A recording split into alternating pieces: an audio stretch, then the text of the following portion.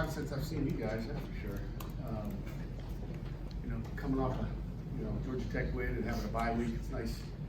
I can't tell you how nice it is to have a win and then have a bye week, because I've been around some miserable weekends or weeks when you lose football games. So been fortunate there. Kids have played hard, and last week was an opportunity for kids to get fresh. Although we practiced twice, I think we take it back a little bit with a lot more mental things. Kids for coaches to get a little bit fresh, and really getting that fight for the fourth quarter of the season in the last 3 games, with the most important one coming Thursday night. So we got a chance to go on road recruiting and hit some different spots and focus on that. So overall, great week. We got a North Carolina football team that we've struggled with in the past. New head coach Matt Brown, talented football team, both offensively and defensively. If you ask some of our kids, we can, year in and year out, they tell you, North Carolina's got some of the most talented guys that they play against every year. So we know they'll be talented. They're well coached. They're fresh in what they've got offensively and defensively, special teams wise. Again, they're probably the best 4 and 5 team in the country, coming off of 5 losses, total of 19 points. Beat a South Carolina team, beat a Miami team that we hadn't beat, and then lost in overtime. Lost to Clemson by 1 point, 21-20. So it's a good football team coming here Thursday night, and it's going to be a battle. And we got to play our best game we played yet this season. So, question?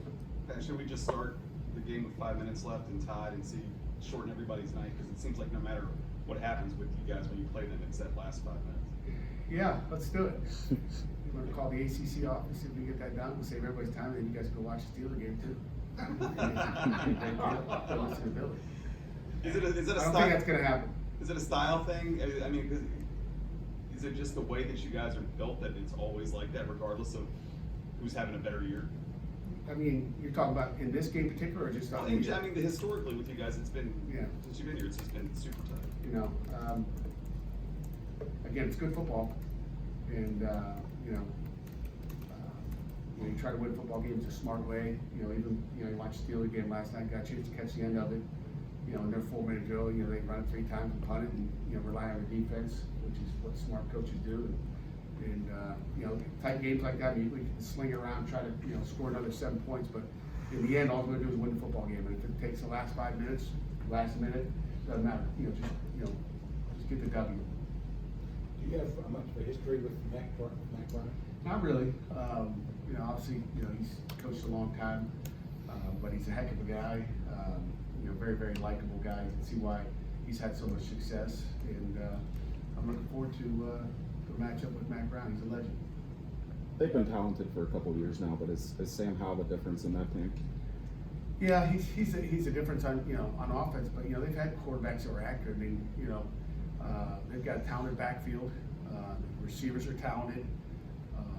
They got players. I mean, you can have a good quarterback that's making plays, but if you got nobody that catches the ball, you don't have running backs that are running the football. They got an offensive line. I mean, one guy doesn't make a difference. So I'd say no. He's a good football player. He's really good. He's a freshman. He makes good decisions. He's very accurate with the ball, but it takes more than one. It's a team sport. It takes 11. He can't do it all by himself. A running back can't do it all by himself, and I think sometimes we forget that. It takes 11, and it doesn't matter. We can bring Dan Marino back. It ain't gonna matter. You guys better catch the football, and you need 10 other guys. Do you feel like you guys are pushing the ball downfield and not on offense? Sometimes again, it's just kind of what they're giving you. It's game by game what you're doing. So, at times, you got to take what they're giving you. So, Do you feel maybe the offense might have to come out of the shell a little bit, considering what UNC kind of brings to the table? They like to throw it around, put up some points against Virginia and some teams like that. yeah, I think our offense is showing when it becomes a high-scoring game that they can match with it and not be conservative and do whatever. So I mean, I think you go into the game, you find out what it's if we get down 21 real quick, you're going to see us open it up and throw it down the field probably a little bit more. But it depends on the style of the game, the weather of the game, and everything else. You take everything into account. That conservativeness, do you think that's just the way that you guys have approached the last 3 games? Because in terms of like the passes, 20 yards downfield and everything think it just comes down to, you know, who you are and what that defense is giving to you too. So, we'll see. You guys are still lead the league in the nation in sacks, but there are 6 ACC teams in the top 20 nationally. No other Power 5. I think I looked it up. Big Ten's got 4, SEC's got 1, Pac-12 doesn't have any. Is there anything? Are you guys just great coaches? Is it great players, or is it the fact that you got some experienced quarterbacks in this league that might be helping boost those numbers? Yeah, I don't know what it is. You know, certainly not with great coaches. But you know, it takes players. It takes a secondary. It takes there's coverage sacks, as we've talked every week. I mean, you know, it's a combination of whatever. I mean, it doesn't matter. I don't care about sacks. I care about wins and you know and executing and winning football games. Sacks. You're gonna win your football game. No guarantees. Do you expect DeMar back, and how did the two guys replacing him last week play? Stocker did a great job. You know, he's one of our players of the week or unsung heroes. The guy maybe, you know, just didn't, you know, he had a nice out and up or wheel route, whatever you want to call it, and was right on him at the end of the game, which we had worked all week. And you know, Jay's, you know, one of the most unselfish guys that we have, you know, on a football team. And you know, he doesn't care. He just plays, whether it's just special teams or if he gets 5 plays on defense or he gets to start the whole game. You just love his attitude. And then, you know, DeMar will be back. So it'd be nice to have him back. And again, Jay Stocker got a whole game under his belt, and you trust him even more, you know, when he gets that opportunity and has, you know, the success he did. Any other health updates on your body? The strength of your team is obviously defense. Because strong defense lends itself to success in November football. Yeah, I mean, you know, you've heard it. You know, you're older than me, Jerry, for sure. But you know, championships are won by defense. Defense wins them, and you know, we'll find out what we got these last 3 regular season games. But you know, we've been here before. We need to finish strong as a defense, and we need to be very productive on offense, and we've got to be superior to special teams. I think that's, you know, the goal every week as we, you know, move through the season. You say defense wins championships, which is true, but I mean, I watched the game on Saturday with ostensibly the 2 top teams in the country that scored 87 points. I mean, are you guys kind of a throwback? Do you feel is there a bit of a throwback mentality in this building? I mean, those are 2 explosive offenses against 2 good defenses, and you know, that's going to happen. It all depends on who you're playing. I mean, so I don't know if we're a throwback, you know, because throwback would be facing, you know, 2 tight ends and 2 backs and be a big mosh pit in there. It's not that. It's spread offenses, and coaches are doing a good job of game planning. Our kids are executing and making plays. So it's a different age and different era, and our kids are executing. I think they're playing with a lot of confidence. But like I say every week, I can sit here and pump them up and say they're playing good. Nobody cares what they did last week or the week before. It's all what they do, because there'll be mud if they don't do their job this week. So Thursday night's gonna be a big night. I know you're not a fan of the phones, but Jalen was here with us the other day, and he talked about how there's an Instagram user, Jalen Twyman, yeah, about it's called D-line vids, and he said he will go and the guy posts tag video of defensive linemen doing stuff, and he says he tries to like borrow that. I'm just curious, as a coach, is that It's good stuff. any information is fine? Is it on that? Any on that information is good. I mean, it's just fundamental things on how to beat a guy. Yeah, I mean, there's a bunch of different ways to do it, and Jalen's in that meeting room enough with Coach Partridge. He's not going out there winging it, and also we're going to see him at a 2-point stance, you know, rushing a passer. He's not going to go, you know, rogue on us. If there's something, again, it's just fine details he's probably looking for. It's not some, you know, some crazy stuff that we don't already have in. But you know, that's how much that guy cares. I told you, he goes in that meeting room and watches tape. He watches those vids probably till midnight. Hopefully gets some sleep. But that's the kind of effort he's putting in. And if you have, you know, 55 to 60 of those guys doing that same exact thing, you have a national championship team. And he's got a passion for football and a passion for being great. And 3/4 of the way through the season, Kenny is number 2 in the country in attempts per game. How would you assess his play? You know, Kenny's played, you know, really good at times, and he's played average at times, which is, you know, kind of the game of football. I mean, he's not going to be perfect. There's nobody in this room perfect. Certainly, I'm not perfect. You know, would you like him to, you know, to be perfect? Heck yeah. Are we, you know, searching for perfection? Yes. I mean, you look at last week, I mean, we've got to stop the turnovers, but, you know, one of them, we tip it to them. You know, one probably a bad throw.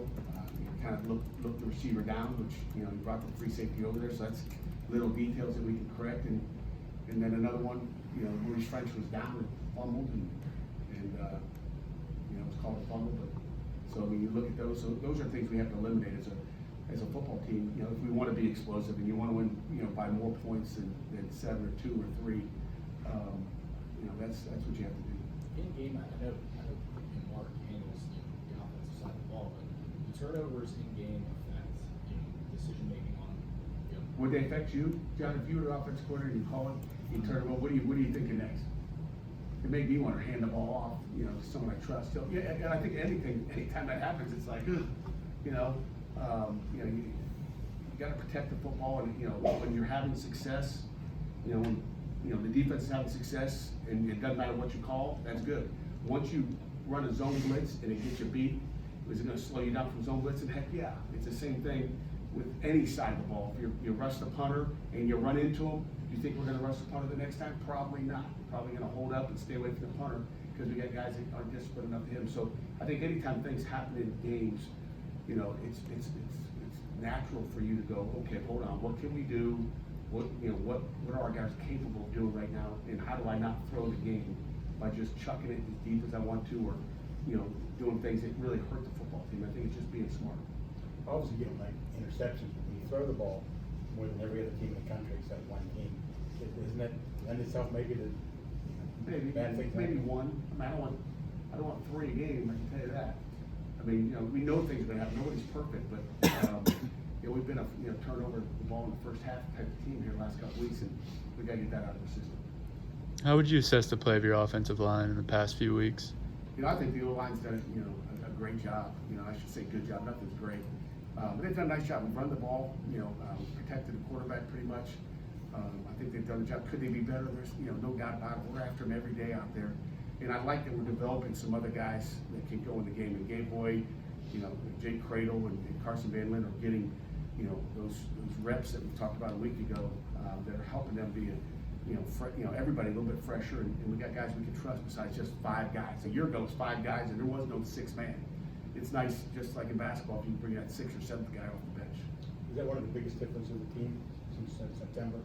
Definitely offensive line. There's no doubt about it. And I think, you know, our line's gotten better, you know, each week, and I think it's progressed as we have gone through the season. And, you know, and it's got to continue.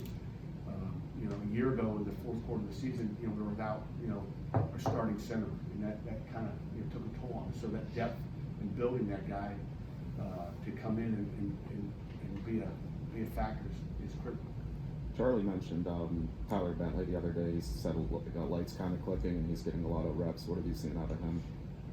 You know, I've seen a lot of things. I've seen him grow up off the field as well as on the field. And he's being explosive. And again, sometimes it takes a little bit longer. He's still a puppy. He's a redshirt freshman that is supposed to get better every week. And you know, sometimes I mean, it's just like this. I mean, him and Devin and David Green have been battling it out. Devin was ahead for a while, so now David Green starts to go. I mean, it's just he's taking coaching, he's working hard, and good things happen when you pay attention to details. Okay, does it take a certain amount of confidence for a defensive lineman to come here and say and ask to wear number 97? Well, I would say yes. I mean, you know, he won a 97. He started off at 55, wasn't it? Yeah, so he was 55 a year ago, but after last year, he asked if he could be 97. I said, if you study like 97 and you play like 97, we'll give you 97. But I believe, EJ, correct me if I'm wrong, was 55 a year ago? I don't know how I remember that. A lot of things I forget, but you know, he got 97 in the off season, and yeah, so he didn't ask for it out of high school. He waited his turn, and that's his idol. That's who he wants to be, and you know, and he's played hard like him. We need to see what he does for the next 3 games. We're 97. Maybe we'll put it back at 55. He doesn't finish strong. What was your first reaction when you found out the scheduling that you did in the student? You know, really don't think about it much, John. Until this week, I thought about it. I was like, what are we doing here? But you know, it's kind of, you look at it and go, it's not good for the ACC. playing on the same night as an NFL franchise in your same city. It'd be different if the Cowboys are playing, the Seattle Seahawks or something, or the New England Patriots. But it's in the same city, 2 hours away. Again, our schedule came out before theirs, so I think there needs to be, especially with some NFL franchises in college football conferences, that they have to start to look and say, what makes sense for the city of Pittsburgh, and that obviously what it does. So I don't make the schedule. They give me a game, we'll play them wherever they are, and it just happens to be the case this week. So. Speaking of the NFL, was Aaron able to stop over here before the game yesterday? Was that? Aaron Donald was No, here. if he stopped over here, I'd be real mad if I was Coach McVay.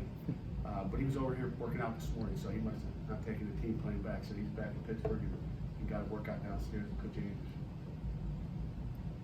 Anything additional?